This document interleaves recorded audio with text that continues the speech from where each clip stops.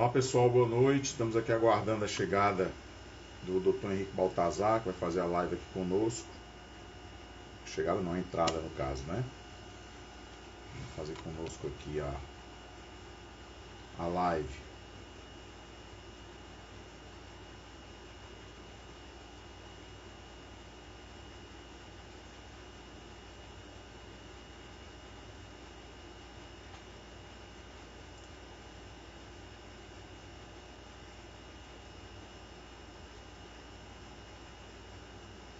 Vamos tratar hoje aqui sobre execução penal.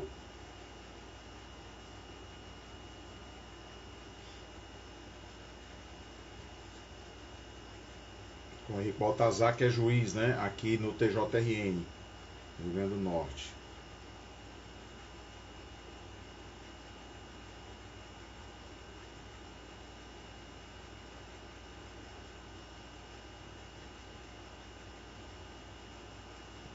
Henrique, eu vi que você entrou aqui na reunião, pede para participar dela aqui, para eu poder te aceitar.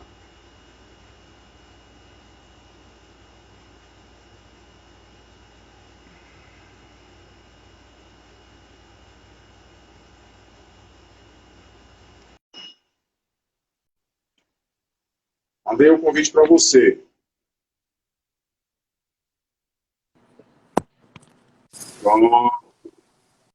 Pronto.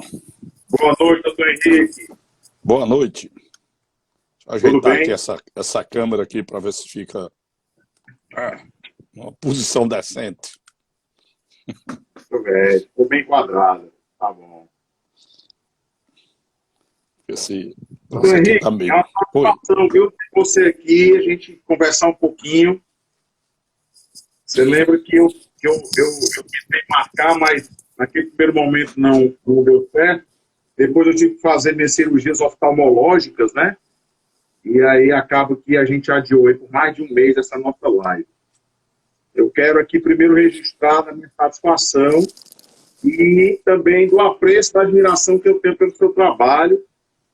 Eu sou cearense, aqui no Rio Grande do Norte. Você foi uma das pessoas que me acolheu aqui muito bem, uma das primeiras, né, a me acolher e tudo. Então nós criamos uma afinidade e eu quero registrar aqui essa satisfação da gente conversar, tá bom?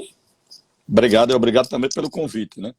É sempre bom participar, debater, discutir esses assuntos referentes ao nosso trabalho, que é mal compreendido por muita gente.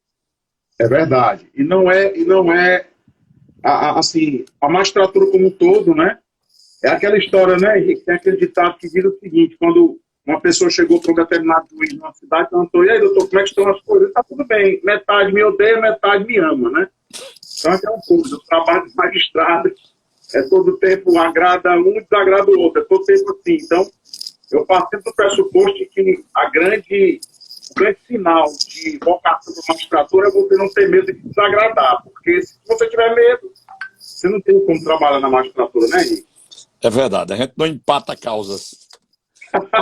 Exatamente, com certeza. Mas, Henrique, antes da gente começar a tratar especificamente das execuções penais, me diga uma coisa, você aqui, porque nosso público é muito de concurseiros, né? Pessoas que estão nessa batalha, nessa caminhada para ter aprovação no concurso, muitos têm como meta a magistratura. Você é juiz no Rio Grande do Norte há quanto tempo, Henrique? Faz pouco tempo, viu, Michel? Eu assumi na magistratura em 5 de janeiro de 1985. São quase 38 anos, né, disso aí. Fui juiz inicialmente, coincidência, eu assumi no dia do meu aniversário, no dia que eu completei 25 anos de idade. Então, eu fui juiz em Santana do Matos, titular. Santana do Matos, São Miguel, Pau dos Céus, Caicó e depois Natal, né? Nesse período, andei substituindo um grande número de comarcas, né? Respondi. Teve uma época que praticamente não tinha juiz no Oeste, do Grande Norte. Éramos, na verdade, 3 juízes na região Oeste. E aí eu fui juiz de uma grande parte lá naquela região, Luiz Gomes, Marcelino Vieira, Alexandria, Depois, quando estava no Siridó, respondi muito tempo Serra Negra, Jardim Piranha, São João do Sabugi, Parelhas. E depois que cheguei em Natal, aí também andei rodando aí por um bocado de comarca do estado, substituindo ou auxiliando.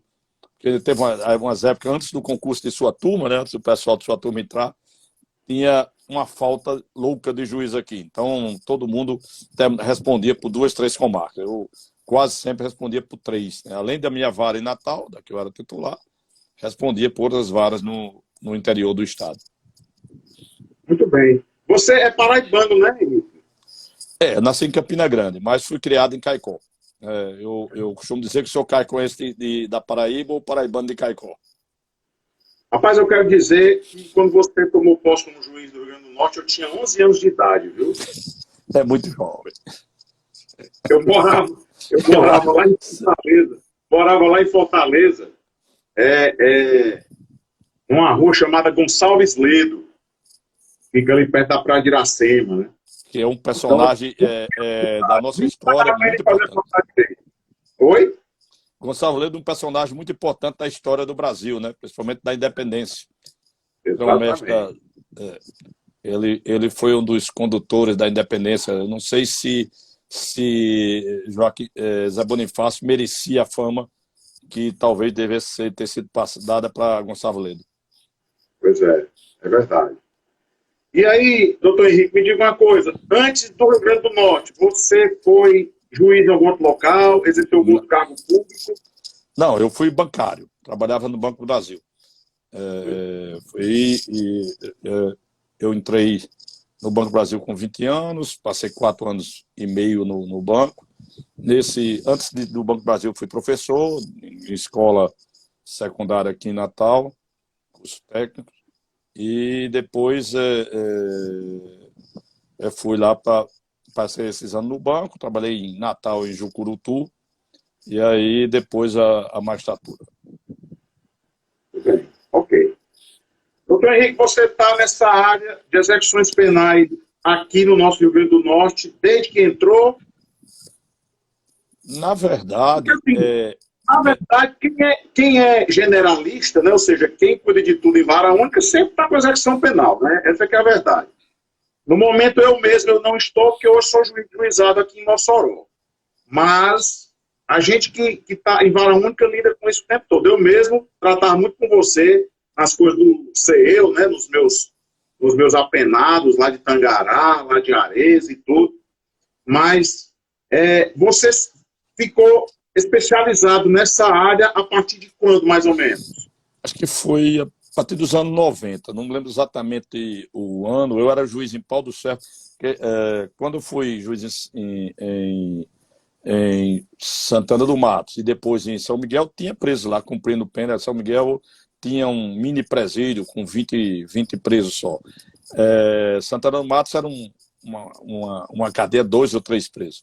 Mas quando estava em Pau dos Ferros, no começo dos anos 90, entre 90 e 92, não lembro exatamente a época, foi construída o presídio regional de Pau dos Ferros.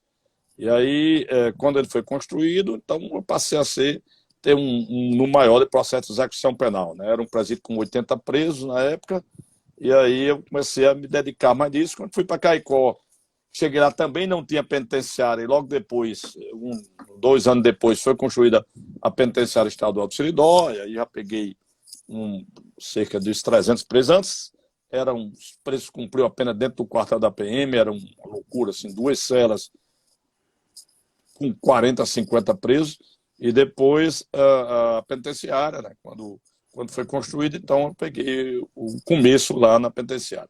Quando eu vim para Natal, eu vim para ser juiz de uma vara da Zona Sul. A primeira vara da Zona Sul aqui de Natal, na época existia, não tem mais essa vara. A gente brincava, chamava a Zona Céu, porque eram poucos processos. Eu tinha uma vara que tinha 100 e poucos processos em andamento. E aí, lá foi quando vagou a vara de execução penal e o presidente do tribunal me pediu para assumi-la. E aí eu saí de uma vara com 100 processos para ir para uma com 3.000 processos na época. E aí, de lá para cá, isso foi 2008 para 2010, que 2008, 2009 eu passei a responder, era titular da primeira vara da Zona Sul e fui designado para responder pela execução penal. E aí, em 2010, eu passei a titular da execução penal e daí estou desde então nessa vara, que era uma vara, era a primeira, 12ª vara criminal do Natal, depois mudou o número para a 17ª e hoje é vara regional, primeira vara regional de execução penal, com competência para execução em 15 comarcas, na área territorial de 15 comarcas aqui da região leste do estado. Muito bem, ok. E aí você, desse tempo todo, já acumulou muita experiência, né? Ou seja, já são aí pelo menos uns 30 anos, talvez. É por aí. Muito tempo, né? É muito chão. E aí, porque assim, eu fui professor na Universidade Federal do Ceará por 6 anos da disciplina de execução penal, que era Direito Processual Penal 3. Mas é assim, é da água para o vinho quando você sai da sala de aula e você junta com a prática, né? Essa que é a verdade. Porque a prática é outra realidade. Praticamente toda a vida, mas na execução penal é mais ainda. Essa que é... Porque assim, às vezes o magistrado tem que estar em pingo d'água resolvendo coisas que muitas vezes ele não tem estrutura para resolver e ele tem que resolver, né? E aí é uma realidade bastante diferente daquela teórica que a gente vive em sala de aula. E aí o fato, Henrique, é que a gente marcou hoje para a gente falar um pouco sobre a questão das alterações práticas na LEP e na própria execução penal em si, né, dia a dia, trazidas pelo pacote anticrime, que entrou em vigor no final de 2019, tá certo? E eu vou aqui lhe provocando em alguns assuntos, mas aquilo que você quiser colocar no meio, você pode, ficar à vontade para a gente poder tratar, certo? Até porque a estrela da noite aqui é você. Eu sou aqui um mero debatedor, enfim, para poder... Então, aí me diga uma coisa, doutor Henrique. Em relação à LEP, uma das grandes mudanças que a lei do pacote anticrime trouxe diz respeito à questão do banco genético, né? Como é que está essa situação? Você pode falar especificamente do Rio Grande do Norte, mas também pode falar do que você está sabendo a nível de Brasil. O banco genético, na verdade, ainda a gente não pode dizer que está funcionando muito bem. Alguns estados funcionam melhor e outros menos. Precisava os Instituto de Medicina Legal, né, eles terem uma estrutura para isso. Alguns estados têm, São Paulo, a locomotiva mesmo, né, tem muito dinheiro, tem muita estrutura, mas o Rio Grande do Norte e o ITEP tem muita dificuldade nesse sentido. Houve um apoio do Tribunal de Justiça, o Tribunal de Justiça até pagou pelo laboratório de DNA do laboratório genético, né, do ITEP, foi doação do tribunal. Então o ITEP está começando a implementar esse banco. A coleta que a lei tornou obrigatória, né, para autores de crimes violentos e sexuais, tornou obrigatória a apuração genética, o banco de dados, a obtenção dos dados genéticos dos apenados. Mas ainda não funciona totalmente. Eles começaram fazendo essa coleta, que é uma coleta não invasiva, né? Um cotonete lá, a pessoa coloca na boca e vê um pouco de saliva e com isso já faz essa coleta. Mas aqui ainda não está funcionando adequadamente. Começaram, interromperam, começaram de novo, estão fazendo também a identificação mesmo normal dos presos, né, que também foi determinado isso, que fosse feita, todos os presos fizesse uma identificação criminal e civil, que na verdade mistura uma coisa com a outra, que antigamente entendia-se identificação criminal diferente, mas hoje é praticamente uma coisa só. Então estão coletando os dados de todos os presos, até para identificar se alguém está preso no nome de outro, com o nome errado, com o dado errado, e por incrível que pareça, alguns casos foram identificados, mas ainda também não terminaram, então começaram o serviço, aí começou a pandemia, interrompeu e tal, e as previsões que novamente continue, comece a fazer novamente.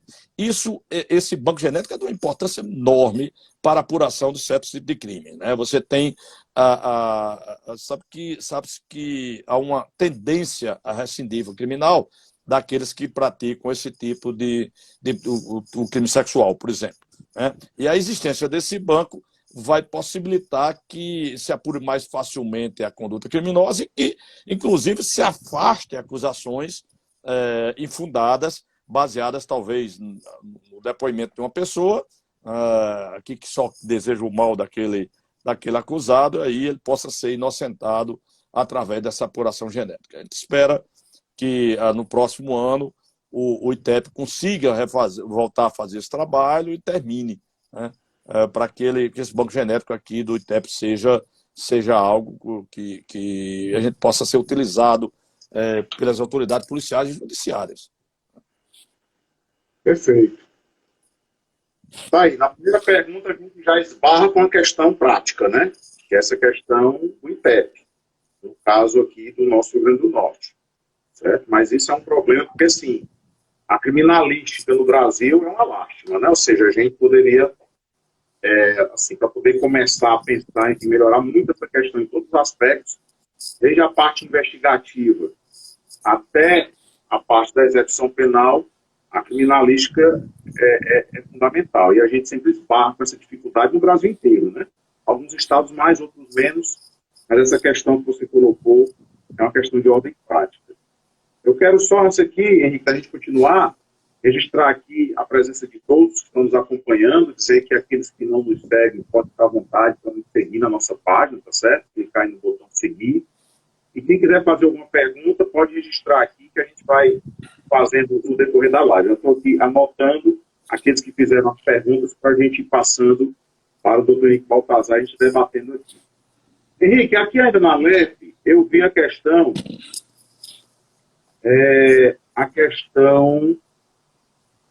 do artigo 52, especialmente, das faltas disciplinares, tratou do regime disciplinar diferenciado, né? Como é que está a aplicação do RDD após a lei do pacote anticrime? Como é que você tem visto isso, tanto aqui no Rio Grande do Norte como no Brasil de forma geral? Olha, o RDD no Rio Grande do Norte ainda não é aplicado, não pelo sistema estadual. Por quê? Porque não tem ainda unidade prisional adequada para isso. Está no projeto do Estado a transformação de um pavilhão, do antigo pavilhão de triagem da penitenciária estadual de Alcaçuz, em pavilhão de RDD. Agora, não se sabe quando isso acontecerá, né? A última informação que o secretário me passou é que planeja fazer no próximo ano. Atualmente, todo mundo que é imposto o RDD, são poucos, né? São transferidos para o Presídio Federal, né? E aí são transferidos a Mossoró e de Mossoró levados para outro estado, normalmente Catanduvas ou no Paraná, ou então lá em Porto Velho. Lá é que o RDD normalmente é cumprido. Devia ser feito aqui no estado até para ficar mais fácil isso aí, né? Você sabe que a transferência de um preso para o Presídio Federal, ele tem dois problemas muito sérios, né? Primeiro é o custo, né, financeiro. Veja, vem um jatinho da Polícia Federal pegar os presos para levar, né, para outro estado. Então é um custo alto nisso aí, com policiais penais federais, com o custo do jato em si para fazer essa viagem, para fazer essa transferência. É o primeiro problema que é grave. O segundo problema é que a transferência do preso para o Presídio Federal traz algo muito negativo, que que termina facilitando o convívio desse preso com líderes de facções criminosas. O camarada é um preso daqui de menor monta, mas que teve uma participação em algum fato, uma rebelião, que foi o que o levou a ser levado para o Presídio Federal. E aí lá ele passa a conviver com os líderes do crime organizado no país, o que termina se vindo, tendo um efeito contrário do que da proposta da transferência. Ou seja, eles voltam, para usar uma palavra da moda, voltam empoderados, né? E aí se tornam mais perigosos. Então, realmente é algo que não tem sido bem producente essa situação. O ideal realmente é que o Rio Grande do Norte tivesse, como alguns estados já têm, o presídio para RDD, e aí só se transferiria para o presídio federal aquelas situações que precisasse realmente afastar o preso do Estado, né? Colocá-lo, levá-lo para longe do Estado, o que não é algo que seria comum para a maioria dos casos. Certo, muito bem. Henrique, aqui 3 perguntas que estou registrando aqui. A primeira, e é o problema que a gente enfrenta, né? Eu lembro que era uma das preocupações, inclusive do próprio tribunal, que é a questão do uso da tornozeleira. Como é que está essa questão do uso da tornozeleira no aberto e no semiaberto? Porque eu lembro que, inclusive, teve uma orientação na época da corregedoria. Eu saí de Tangará no final do ano passado, né? Fui aqui em Mossoró no final de janeiro. Estava de férias, em janeiro. E eu lembro que havia uma orientação da prioridade. Como é que está isso, Henrique, na questão do uso da tornozeleira? Bom, a tornozeleira ela é usada para presos provisórios, para substituição à prisão, né, com medida cautelar, isso aí lá no processo de conhecimento.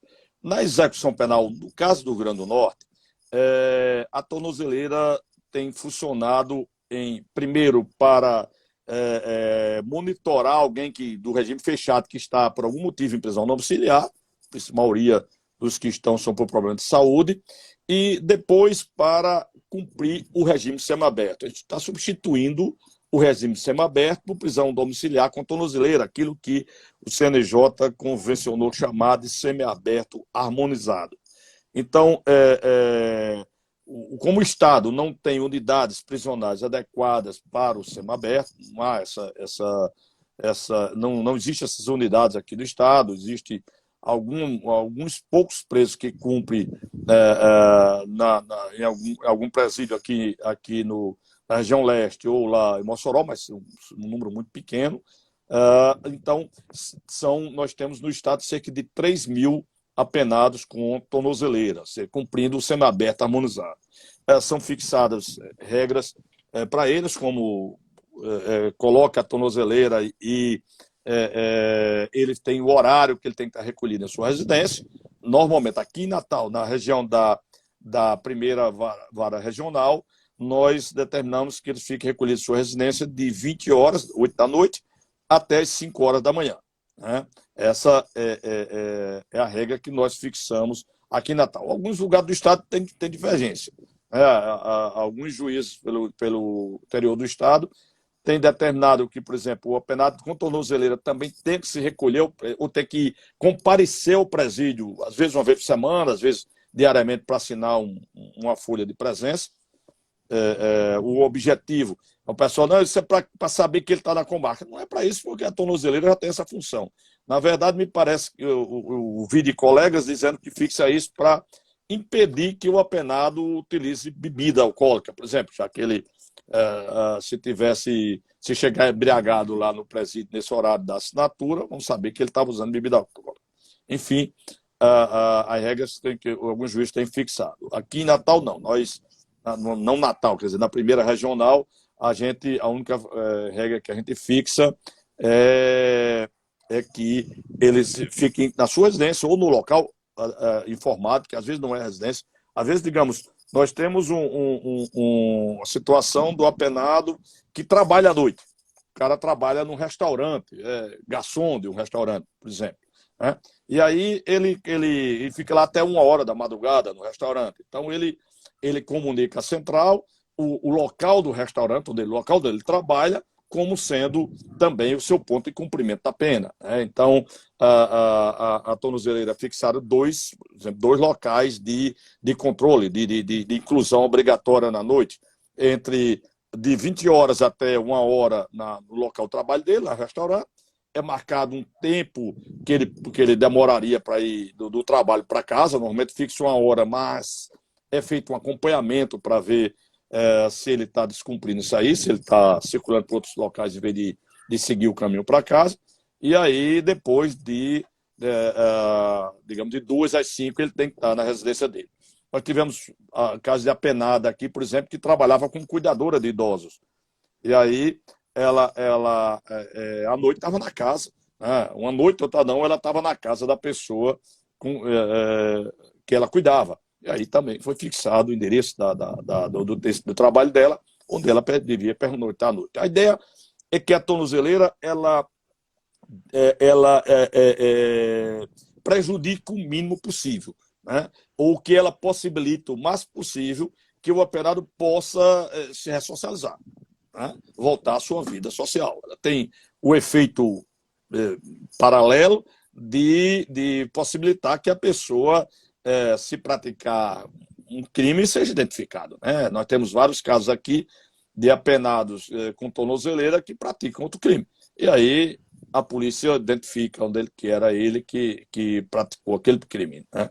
Mas o objetivo principal é possibilitar que ele possa começar a retornar à sua vida, a não precisar ficar na cadeia, a não correr risco, como tinha muita situação de apenado alegando que corria risco de morte no presídio, aí ele não precisa correr esse risco, porque alguém ia matá-lo na saída do presídio, coisa parecida, e aí ele não teria que passar por correr esse risco, né?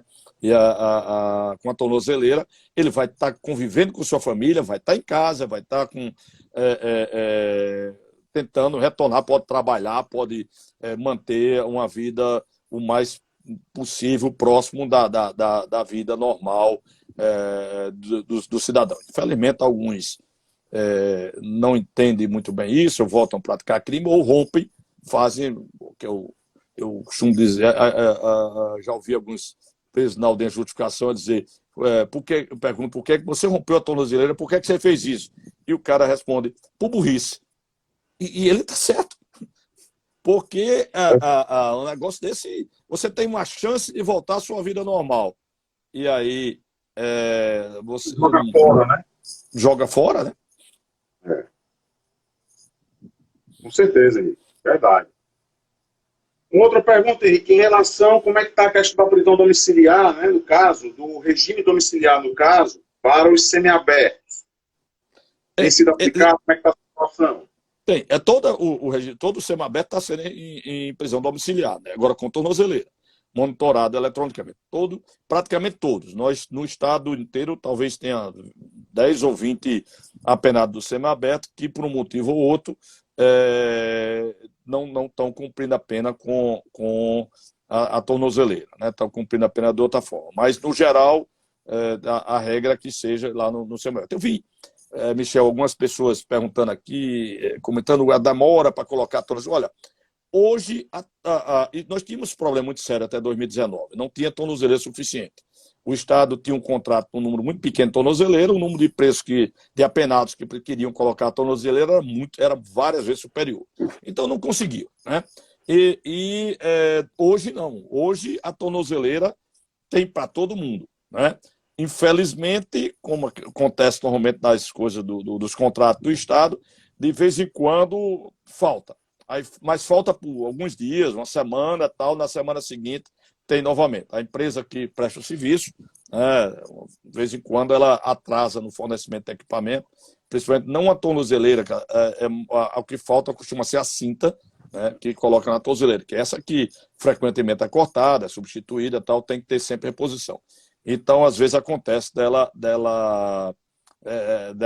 não ter, né? Mas são situações que acontecem por poucos dias quando acontece. O geral, o normal é que a tornozeleira tenha sempre presente, exista sempre. Nós não temos mais esse problema da falta de tornozeleira. Então não tem mais aquela história, não demora para colocar, não existe isso. Outro detalhe, muitas vezes a pessoa é condenada no semiaberto, aí diz, não, eu fui condenado, demorou para 15 dias depois não foi ainda liberado para o semiaberto, meu irmão não foi liberado, sei lá, a pessoa que tem interesse. Olha, esse problema não é na vara de execução, pelo menos não é na primeira VEP, não é na primeira vara regional. Nós, normalmente, a liberação lá na vara acontece no dia seguinte ou dois, 3 dias depois de quando recebemos a guia de execução. O problema que acontece é que muitas varas demoram a mandar a guia de execução, né? E aí essa demora não pode ser contabilizada na nossa conta. Mas ele tem mais outro detalhe. O CNJ publicou uma resolução agora determinando o cumprimento de algo que a gente já fazia, né? O que a gente recomendava? Eu já falei algumas vezes com você sobre isso. Se condenou alguém no semiaberto, o juiz tinha a opção ou expedir um mandado de prisão, a pessoa depois que fosse preso encaminhava a guia para que a vara da execução liberasse, ou então o juiz do conhecimento já determina a colocação da tornozeleira, já determina a inserção do apenado no semiaberto harmonizado e já manda para a vara de execução o sujeito já tornozelado, né?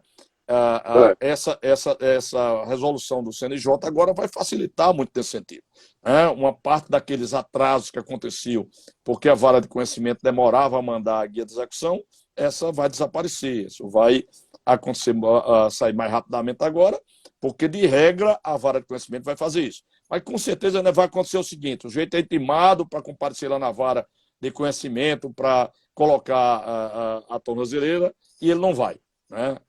Aí depois eles pedem o mandado de prisão, ele é preso, demora dias para ele ser liberado, e vão ficar reclamando. Mas porque isso sempre vai acontecer, sempre alguém vai deixar de cumprir, de fazer o que deve, de aproveitar a oportunidade que a lei lhe concede. Henrique, e me diga uma coisa, na questão de quem está na domiciliar, estando no semiaberto, está no domiciliar, a questão do trabalho, está sendo autorizado para o trabalho externo? Não, nem precisa, né? No momento que ele está, já é automaticamente autorizado. Aqui em Natal, a portaria, minha portaria que atual é 01/2022, ela já determina isso automaticamente. O apenado não precisa estar pedindo autorização para sair para trabalhar. Eu sei que em algumas comarcas o juiz tem exigido que para ele trabalhar ele tem que comunicar ao juiz onde é que está trabalhando, caso contrário tem que ficar 24 horas de prisão domiciliar. Tem algumas comarcas que o juiz faz assim. O semiaberto é cumprido com o apenado tem que ficar o dia inteiro dentro de casa, 24 horas, só podendo sair para trabalhar, por exemplo, ele tem que pedir autorização ao juiz. Mas aqui na primeira regional a gente tornou isso automático, porque não dá para estar fazendo isso, estar acompanhando isso. Nós temos 8.000 processos de semiaberto, tornozelaram, são mais de 2.000. Não tem como estar acompanhando todo mundo para saber que está autorização, tal, para sair para trabalhar, para alguma coisa. Não precisa pedir isso, né?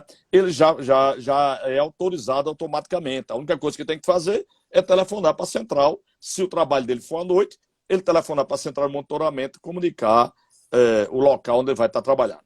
Aí a pessoa pede, não, eu trabalho como motoboy, para fazer entrega. Aí não pode, porque você não tem um local fixo para trabalhar, né? Durante a noite. Durante o dia, tudo bem.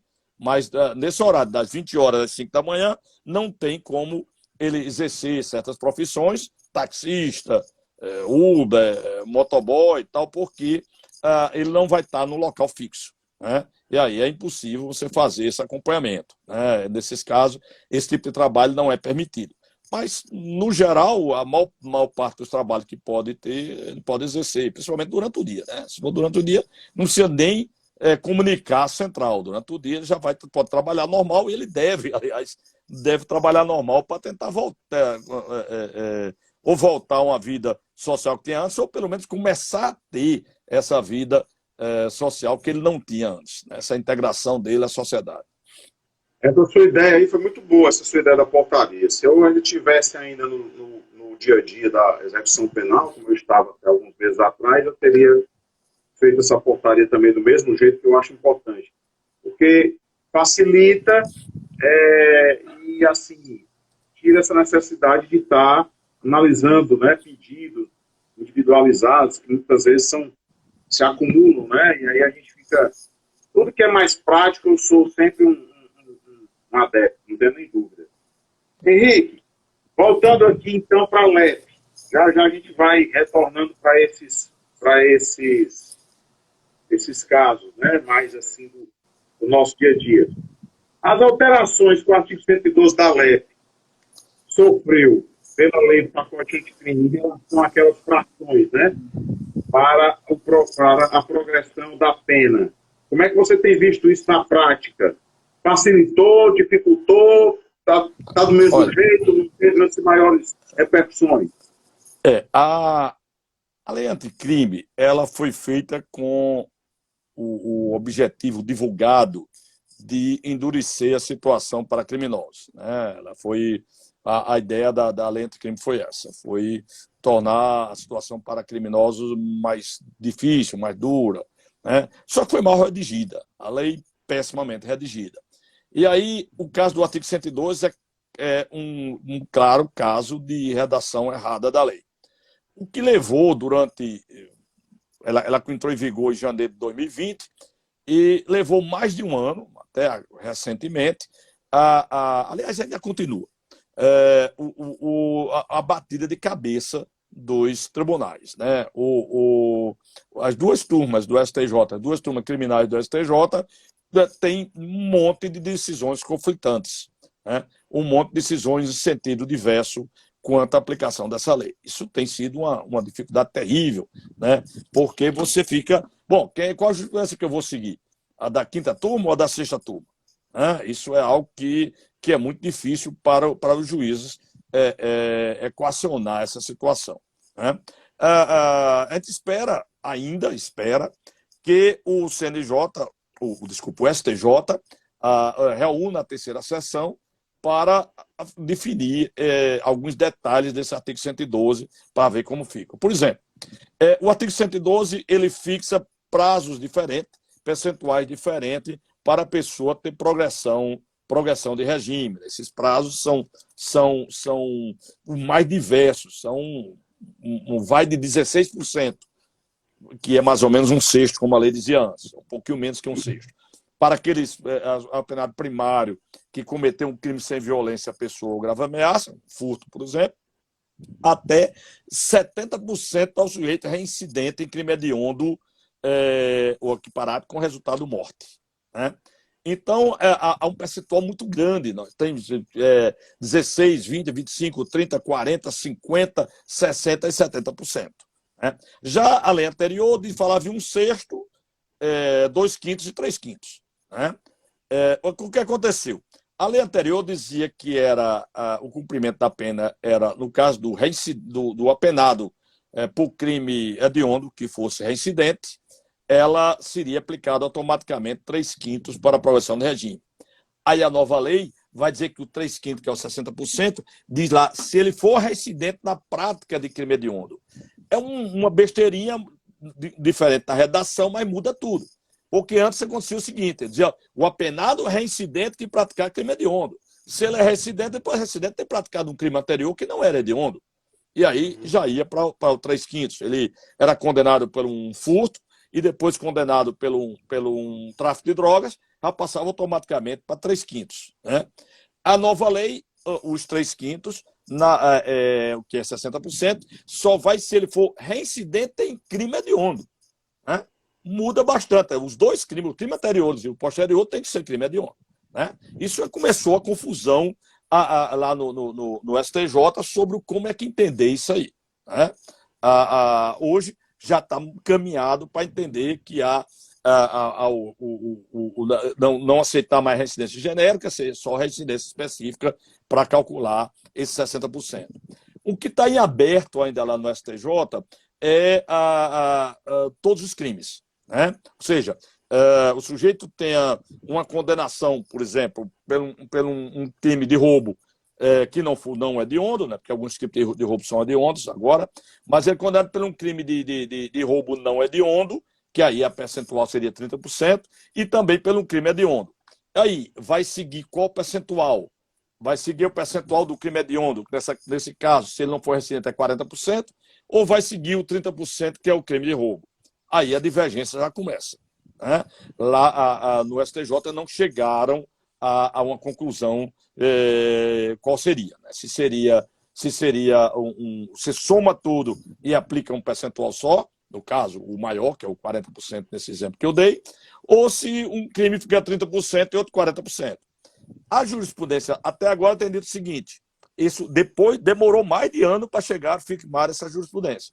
Agora começou a afirmar assim, dizendo quem tem crime praticado antes da lei, ou seja, antes de janeiro de 2020, então se vê qual lei é mais benéfica, se é a lei antiga ou a lei anterior, ou a lei posterior. Mas se a pessoa tiver qualquer um, se todos os crimes foram anteriores, mas se pelo menos um dos crimes for posterior, então se aplica a lei nova, né? Mas ainda assim continua a dúvida: é um percentual só para todos os crimes ou se calcula o percentual por cada crime? Um crime é 30%, outro é 50%, outro é 70%. Então, ainda não tem uma posição firmada do STJ nisso aí, né? Ainda continua um ministro decidindo de um jeito, outro ministro decidindo do outro, né? Eu vi recentemente 2 decisões do STJ entendendo que calculava por crimes percentuais diferentes para cada crime. Todas duas de desembargador convocado lá que está no STJ, né? Mas todas as outras decisões que tinha antes não deixavam claro isso aí. Todas as outras decisões dizem só, quando fala em 2 crimes, desse exemplo que eu dei, que um é 30% a 40%, só fala assim, nesse caso vai aplicar 40%. Pronto. E não, a interpretação, portanto, era que se ela está dizendo aplica 40%, é 40% para tudo, e não 30% e outro 40%. Né? Infelizmente, não existe ainda uma posição firmada. Como eu disse, teve 2 decisões dadas agora, nos últimos 2, 3 meses, daqueles 2 desembargadores que estão lá no STJ, dos desembargadores federais que estão respondendo lá, que é o Jesuíno Rissato e o Olindo Menezes. Desses 2 desembargadores, decisões agora do mês de agosto, essas 2 eles passaram a entender que calcula separadamente cada delito, enquanto que as decisões dos ministros, as mais antigas que tinha, dizia o contrário, dizia que com a unificação a uma pena só, usa um patamar só, num patamar diferente para isso. Bom, vamos ver. O ministro Pacionic tem várias decisões dele dizendo isso aí, o Reinaldo também, né? Só que ninguém sabe como é que vai ficar. Então, por enquanto, essa situação ainda é confusa, né? Lá no STJ, vamos esperar que um dia a terceira sessão se reúna e toma a decisão. Eu acho que eles têm uma certa razão em demorar mesmo, porque eles têm que analisar com cuidado. É um negócio que você vai tomar, se interpretar de cara assim e pronto, né? São coisas que tem que ser feito com cuidado, analisando, vendo os vários casos para poder firmar uma posição. Perfeito. Doutor Henrique, me diga uma coisa, como é que está a situação das execuções das multas? Como é que está a situação? Como é que está a situação, primeiro, em relação à multa ou qualquer outro tipo de débito, como custas processuais, por exemplo, quando a pessoa é condenada, na questão de resolver para poder ter extinção da punibilidade declarada, e como é que está a situação, a questão da cobrança, das execuções por parte do Estado? Vamos lá. Primeiro, custas, por exemplo, né? E aquele valor que às vezes o juiz aplica na sentença, a lei prevê, mas o Ministério Público raramente pede, mas aquela indenização à vítima. Isso aí, na verdade, não é execução penal. O juiz de execução penal não trabalha com isso aí, né? Não vai para execução penal. Custas executado em favor do Fundo de Aparelhamento da Justiça, Fundo de Desenvolvimento da Justiça, né, FTJ, então tem que ser cobrado lá no juízo civil, se não for pago, né? Aquele valor em favor da vítima, a vítima também tem um título judicial que ela executa na Justiça Civil, né? Então, esses 2 casos. Mas a pena de multa em si. Bom, a pena de multa que é aplicada cumulativamente, por exemplo, com a pena privativa de liberdade. A decisão, o Supremo decidiu recentemente isso, ele julgou um caso recente sobre isso, e dizendo o seguinte, que a multa, a competência é do juiz da execução penal, né? A execução da multa é do juiz da execução penal, a ação tem que ser movida pelo Ministério Público, é uma ação específica, né, de execução de multa, que vai correr no mesmo juízo onde onde transcorre a ação de execução da pena privativa de liberdade, né? O Tribunal de Justiça do Rio Grande do Norte tem resolução sobre o tema que também determina isso, né? Então, alguém é condenado a pagar uma multa, ele tem as opções. Primeiro, pagar lá na vara de conhecimento. Ele foi condenado, ele já paga logo e se livra daquele problema, né? Ou ele pode até pedir o parcelamento no juiz de conhecimento. Pode parcelar até em 10 vezes, né, para ele se resolver aquele problema. Primeiro é isso aí. Segundo ponto, se ele não pagar, então o juiz de conhecimento, quando mandar a guia de execução penal lá para o juiz de execução, manda também uma certidão, acompanha uma certidão dizendo que a multa não foi paga, né? Nem o sujeito pediu parcelamento. Aí isso vai para o Ministério Público. Na resolução do Rio Grande do Norte, ainda diz a seguinte: o Ministério Público pode executar, ele tem 90 dias de prazo para ele entrar com execução. Se ele não executar, ou disser ao juiz já de cara, eu não quero executar, então o juiz encaminha uma certidão para a Procuradoria da Dívida Ativa do Estado e essa Procuradoria que executa. Sobre o problema da progressão para quem não pagou a multa. Aí a jurisprudência do próprio Supremo, do STJ, tem dito o seguinte: se o sujeito não pagou voluntariamente a multa, ele não pagou porque não quis, né? Se ele tem a condição de pagar e não pagou, isso pode ser algo que proíbe a progressão de regime para o regime aberto, né? Ele não terá a progressão porque ele não pagou a multa. Tem vários casos, tem casos famosos no Brasil, um daqueles... um deputado que era presidente de um partido político que foi condenado naquela história do mensalão, né? Ele teve indeferida a progressão de regime na época pelo STF, porque ele não tinha recolhido essa multa, né? Então, o entendimento do Supremo ainda é que, se não pagar, então pode ser indeferida a multa. O problema prático é que o judiciário ainda não está organizado para isso. Nós estamos organizando aos poucos. Eu acredito que ainda vai demorar um tempo para que o Ministério Público e as próprias varas de execução penal tenham se organizado. Você veja, demorou muito tempo, a partir de agora, de final de 2021, começo de 2022, foi que a gente começou a processar as execuções da multa. Eu tenho 8 mil processos de execução penal e eu devo ter 100 processos de execução de multa só, né? Porque o Ministério Público ainda não está organizado para isso, ele não está requerendo isso aí, e aí fica o juiz da execução fica sem saber, né, se a multa foi paga ou não, né?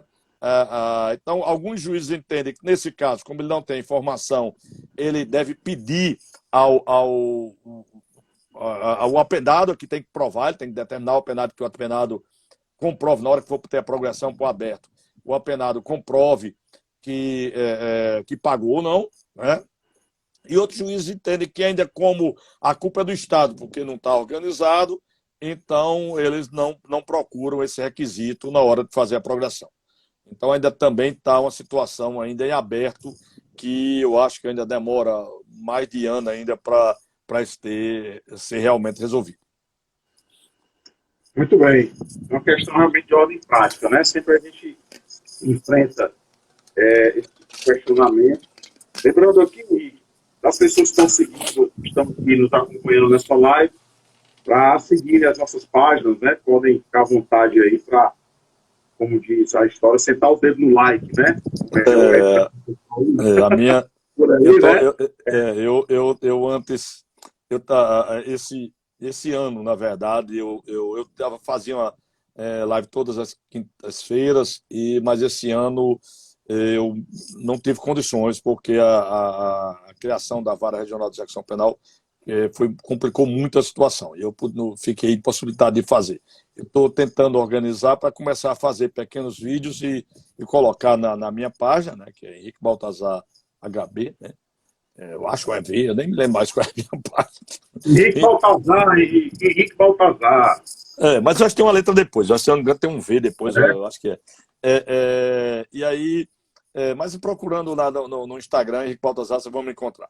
Então, eu estou planejando começar a fazer, enquanto eu não posso fazer as lives, por falta de tempo realmente, começar a fazer pelo menos uma vez por semana gravar um comentário sobre alguma coisa da execução penal e colocar na página, né? Que eu também criei uma página no YouTube também.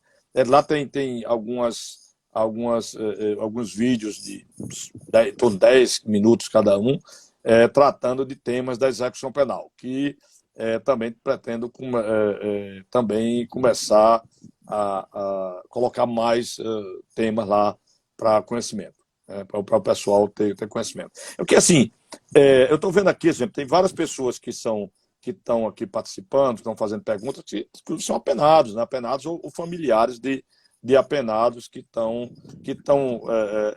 pedindo, fazendo perguntas e tal, e alguns até reclamando por algumas situações. E não deixa de ter razão em certas coisas, né? Infelizmente, depois que foi criada a vara regional, foi uma experiência, o tribunal começou a fazer isso aí, estruturando ainda, não está estruturada a vara regional ainda está nessa fase de consertando os problemas, então a gente teve alguns atrasos na movimentação. E tem mais um detalhe, por exemplo, quando eu tiro férias, como qualquer servidor público, né?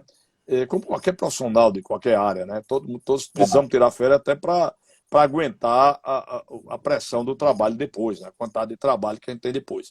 E sempre que eu tiro férias, normalmente eu procuro dividir minhas férias para não acumular, 15 dias, tal, coisa assim.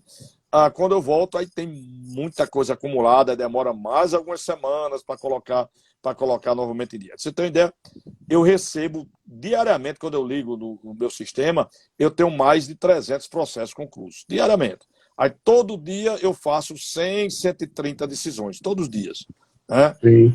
E mesmo assim, aí fica 200, né? Aí fica 200 que resta para outro dia, que vão somar com mais algumas que entram no outro dia, né? E aí a gente não consegue dar conta dessa quantidade de serviço, então realmente termina atrapalhando, atrasando um pouquinho a situação, né? A esperança, como eu aceitei, mais uma vez, correr esse risco de tentar de levar essa vara de execução penal para mostrar ao tribunal se dava certo ou não, né? E aí o entendimento que eu já tenho, já passei para o tribunal, a necessidade de dividir, né? E o tribunal já está convicto disso também, de o Estado inteiro ficar 3 varas regionais de execução penal. Essas 3 varas cobririam todo o Estado, né?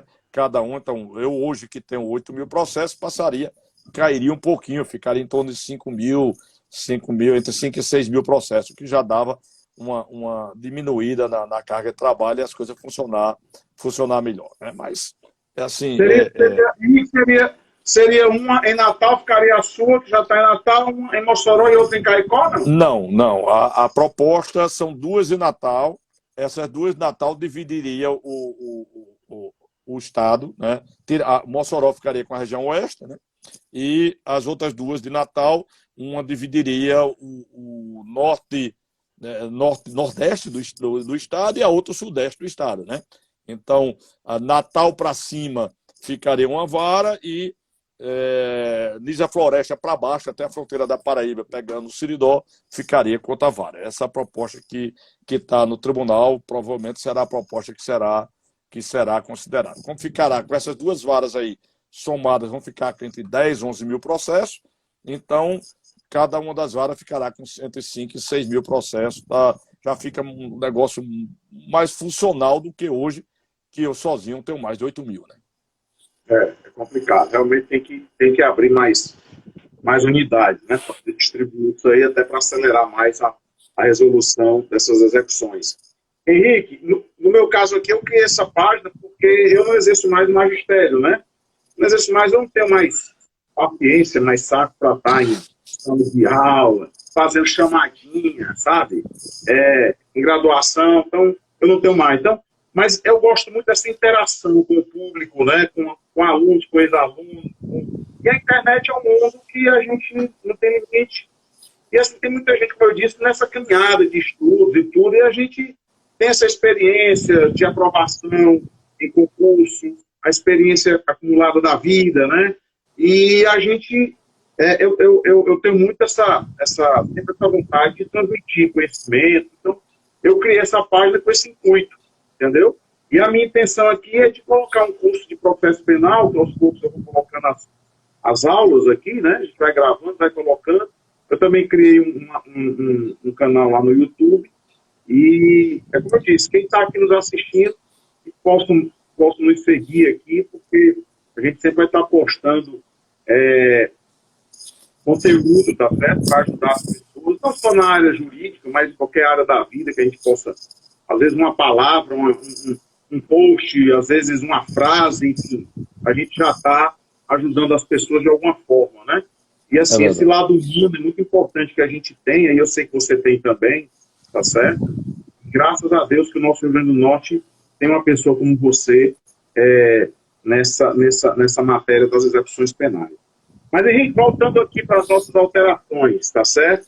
Pela lei do pacote anticrime.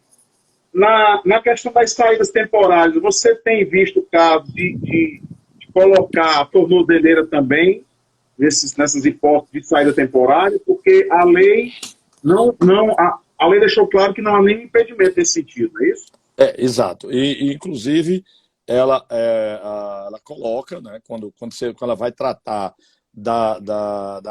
do monitoramento eletrônico, a lei de execução diz que ela pode ser colocada como condição para a saída temporária. Deixa eu explicar um pouquinho a história da saída temporária para o pessoal entender. Né? Existem dois tipos, né, de saídas, né, de chamada autorização de saída. Uma é a permissão de saída e outra a autorização da saída temporária. Né? A espécie a autorização de saída tem as duas subseções, que são permissão e saída temporária.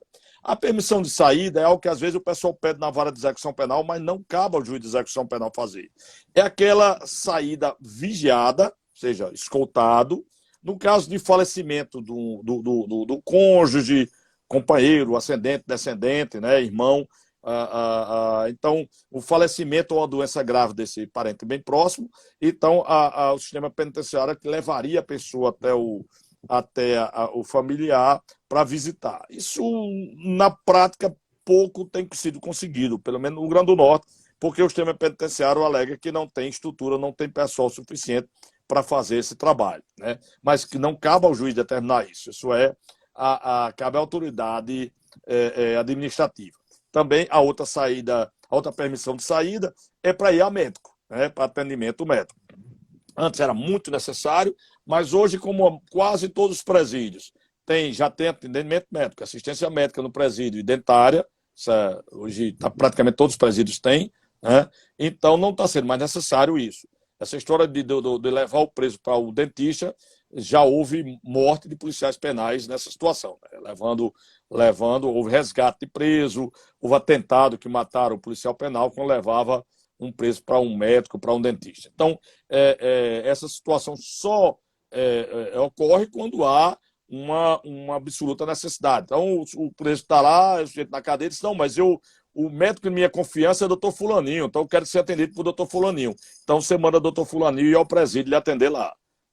O Estado não tem a obrigação de levar o preso lá para o consultório do doutor Fulaninho, porque o Estado já dá assistência. Agora, tem que fazer uma cirurgia que não pode ser feita no presídio. Aí o Estado é obrigado a dar condições para isso aconteça. Tem que escutar, levar o preso até o hospital.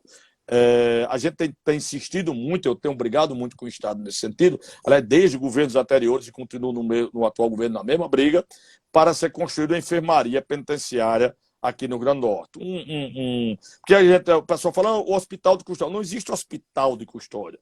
Existe um presídio de custódia, uma unidade prisional onde ficam inimputáveis, pessoas com problemas mentais. Nós não temos hospital de custódia no Rio Grande do Norte.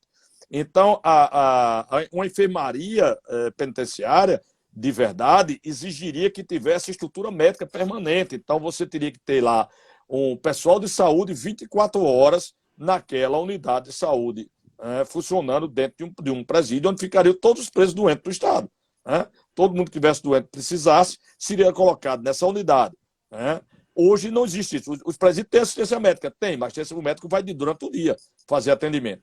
Ele não está lá 24 horas. Só tem um presídio do Estado que tem um médico que, pelo menos que eu saiba, que tem um médico que está 24 horas. porque o médico está cumprindo pena lá. Então, ele está lá 24 horas dentro do presídio. Então, durante a noite, se houver alguma urgência, alguma necessidade, ele vai atender. Né? Ele não teve a carteira de médico cassada, ele continua sendo médico. Né? Tivemos outro médico que a carteira foi cassada. A inscrição com o médico, o registro médico dele foi cassado, mas esse não. Esse continua com o registro médico. Então, ele atende, né, nessa necessidade noturna. Mas nos outros presídios não tem. Né? Então, a briga é grande para ter essa enfermaria, para não ter essa necessidade. Já a saída temporária é aquilo que o povo, todo mundo fala sem entender, principalmente o pessoal da imprensa. É a tal da saidinha. Né? Saidinha do dia dos pais, saidinha do dia das mães, tal. Isso naqueles estados onde o semiaberto é cumprido na cadeia, então essa saidinha é feita, os preços saem durante aquele período, né? Alguns estados determinam o que seja colocar a tornozeleira nos que saem, outros não, né? Mas eles saem durante alguns dias para conviver com sua família, tal, para ser um teste também, para ver se eles não vão fugir, né? E aí, depois eles voltam, depois daqueles dias que costuma ser uma semana, eles voltam para cumprir a pena. Aqui em Natal não temos. Por que não tem? Porque todos os nossos presos do semiaberto já estão, e é só para semiaberto. Então, todos os nossos presos do semiaberto já estão em casa, já estão em prisão domiciliar com tornozeleira. Então, a gente não vai fazer o quê? Eles já estão lá em casa. Né? Não precisa desse outro benefício. Se o benefício já existe, todos eles estão nessa prisão domiciliar. Então, por isso que aqui não tem essa determinação. Né? Não existe essa saidinha fixada aqui. Mas, como eu disse, naqueles estados, aquele preso, por exemplo, que tivesse cumprido o semiaberto dentro da cadeia e o juiz autorizasse essa saidinha, o juiz pode fixar, determinar que a saída seja feita com tornozeleira eletrônica. Uma das condições pode ser essa aí, o uso da tornozeleira eletrônica. Perfeitamente. Henrique, a gente já está caminhando aqui para o final da nossa, para o encerramento da nossa live. Eu tenho até medo, às vezes, que o Instagram, ele capa aqui a live de repente, né? Tá, o tempo dele tá. E eu não quero que isso aconteça conosco aqui, tá certo? Eu gostaria de deixar você à vontade para você falar algum outro tema que a gente não tem aqui abordado, que você gostaria de destacar para a gente já seguir para o encerramento. Por exemplo, uma coisa que o pessoal costuma perguntar, isso é porque teve alguns advogados que andaram divulgando isso, porque teve uma decisão desse sentido de algum estado aí, dizendo que o crime de tráfico de droga não seria mais crime hediondo. O Supremo já analisou isso, e a decisão do Supremo é dizendo que o tráfico de droga continua sendo crime hediondo. Então esse argumento não existe mais. Né? Tanto o STJ como o Supremo já afirmaram que o tráfico de droga continua sendo crime hediondo. A mudança da lei anticrimes, que a redação ruim da lei anticrimes realmente dava a entender que poderia não ser, mas o Supremo disse que a Constituição baseou-se na Constituição Federal e aí entendeu que ele continua, não é crime hediondo, é equiparado a crime hediondo. Outra questão que o pessoal sempre pergunta, se o juiz examina o processo para decidir. A gente examina o processo. A gente o juiz lê o processo, o juiz verifica a situação do processo. Nós temos assistentes que nos ajudam, eles preparam minutos, eles examinam mais o processo, traz alguns detalhes e o juiz vai verificar aquilo ali. Mas o juiz não faz, como o pessoal diz aí, meta a caneta, não existe isso. Né? Nós examinamos para poder dar decisões. A pessoa não concorda com a decisão do juiz, é normal. É para isso que a estrutura jurídica existe, é para isso que o recurso existe. Até como eu disse, o próprio Superior Tribunal de Justiça, os seus ministros das duas câmaras, duas turmas criminais lá do STJ, eles discordam entre si, uma turma discorda da outra. Né? Então, se os ministros discordam entre si, interpretam diferente um artigo, imagine todos os juízes. Eu posso interpretar um artigo e o advogado entende que é de outra forma. E o que é que o advogado vai fazer? Recorre. Né? Agrava lá, no caso da execução penal, agrava para o Tribunal de Justiça. Se o Tribunal de Justiça continuar decidindo contra a posição e entendimento daquele advogado, ele recorre para os tribunais superiores. Né? Está na regra, isso é normal. Não, o juiz fica com raiva quando alguém recorre de forma nenhuma. A gente, isso, quando a gente passou no... Vaidade zero. Henrique, olha, eu conheço colegas que ficam acompanhando decisão, o que é que o tribunal faz com a decisão dele. Rapaz, eu tenho vaidade zero com isso. Porque, assim, eu não tenho nem tempo. Se três juízes alteram a minha decisão, eu penso que três cabeças pensam melhor que uma. Tá certo? Então, vou cumprir com o prazer do jeito que vier. Então, vaidade zero. Mas não tem problema nenhum. É o trabalho, é do nosso trabalho. Aliás, o código tem isso lá, né? Que o pessoal concurseiro aqui que está assistindo, eles sabem. Estudam recursos no Código de Processo Penal. Né? O recurso existe para isso, para se a pessoa discorda da decisão que o juiz está dando no processo, pronto. Então pode estar colocado outro detalhe na cabeça. A gente não presta atenção em quem está cumprindo a pena. Eu costumo, quando o pessoal, às vezes, vem... eu vejo alguém discutindo besteira na internet e falando racismo, não sei o quê. Olha, eu não tenho a mínima ideia da cor da pele de nenhum dos apenados. Né? Primeiro que eu tenho 8 mil processos, eu vou lá me lembrar de 8 mil pessoas. Né? Eu posso até lembrar de um ou outro mais famoso. Um cara ou outro que ficou famoso demais, ficou aparecendo muito, eu posso lembrar um ou outro, mas eu nem consigo me lembrar. Teve um apenado que agora lembrei do nome de um, não vou falar, mas lembrei do nome de um deles, que era chefe de uma facção criminosa. Eu lembro do nome dele, mas não lembro da fisionomia do cara. Eu não sei se ele é louro, moreno, ruivo, eu não tenho não, posso ter visto o cara alguma vez, mas não lembro, porque ninguém presta atenção para isso. Ninguém tem tempo para estar cuidando disso. O apenado não é meu inimigo. Para mim, ele é sujeito de direitos e de deveres. Né? Ele está cumprindo uma pena porque ele foi condenado para cumprir aquela pena. Na hora que eu vou examinar o processo dele, eu vou examinar a lei e interpreto a lei em relação à situação fática daquele apenado. Pronto, defiro ou indefiro, não faz diferença para isso aí. Eu até costumo dizer, às vezes a mãe de um preso, a avó, sei lá, vem falar e chorando porque meu filho, meu neto, tal situação pessoal. Mas eu não posso estar vendo isso aí. Eu vou estar vendo o que a lei diz. Se o apenado só tem direito à progressão de acordo com o que está na lei em 2024, não adianta você vir chorar para mim, mostrando que a família está passando necessidade, pensando que eu vou soltá-lo antes de 2024, que eu não vou. Eu vou seguir o que a lei determina. Nem vou manter ninguém preso mais tempo do que deveria. Ao deferir ou indeferir uma progressão de regime, um benefício qualquer para um apenado, eu vou estar observando o que a lei diz e acabou. Tá? Vou observar o que a lei diz, o que a jurisprudência dos tribunais diz e ponto final. Essa é a forma que nós trabalhamos. Então não existe o interesse pessoal de nada, até porque, como eu disse, o interesse pessoal podia ter. Eu vi, por exemplo, houve anos atrás tentaram assaltar minha família e meu filho reagiu, atirou nos assaltantes, eles fugiram e tal. Depois foram presos. E, como o processo era na minha casa, eu não lembro de forma nenhuma nem o nome dos camaradas, mas como apareceu no processo o nome da vítima era meu filho, eu simplesmente me afastei do processo. Passei o processo para o juiz que me substitui. Pronto. Mas aqueles caras, eu nem me lembro. Eu não lembro nem do nome deles. Tá? Eu só me lembro da notícia da época, quando saiu, quando aconteceu, mas eu não consigo nem lembrar do nome dessas pessoas. Como não vou lembrar do nome? Eu lembro desse caso porque foi próximo da minha posse.